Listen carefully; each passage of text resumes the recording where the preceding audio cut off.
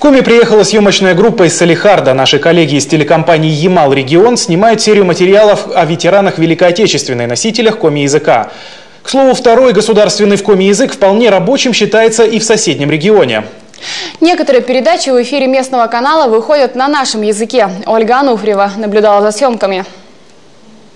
Анатолий Терентьев 17 лет в поле, но его границы не заканчиваются родными просторами. Ведь вокруг столько интересных историй и, главное, их героев. Его родная телекомпания вещает сразу на 6 языках, среди которых русский, ненецкий, хантыйский, коми, селькупский, татарский. Автор программы Ижватас Олым ищет выходцев из Коми по всей России. За это время мне удалось познакомиться, узнать больше о нашем народе, рассказать нашим телезрителям о нашей традиции, культуре коми народа. Конечно, приходится работать не только на территории Ямало-Ненецкого автономного округа.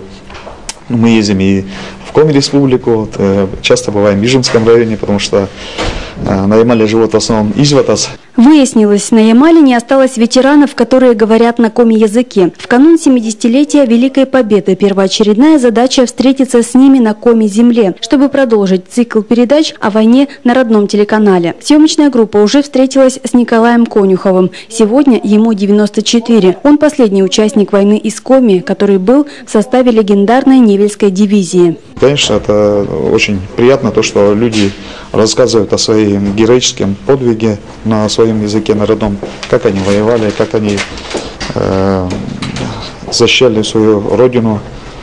Вот, и то, что они не боялись, опять же, вот молодое поколение, я думаю, что услышит на родном языке вот эти какие-то моменты и, естественно, будет лучше готовиться к армии и в дальнейшем будут также защищать нашу великую и могучую Россию. Между встречами с ветеранами интересные беседы с известными людьми республики. Среди них заслуженный работник культуры Петр Шучалин. Известный музыкант рассказал о национальных музыкальных инструментах и уже по традиции показал мини-мастер-класс.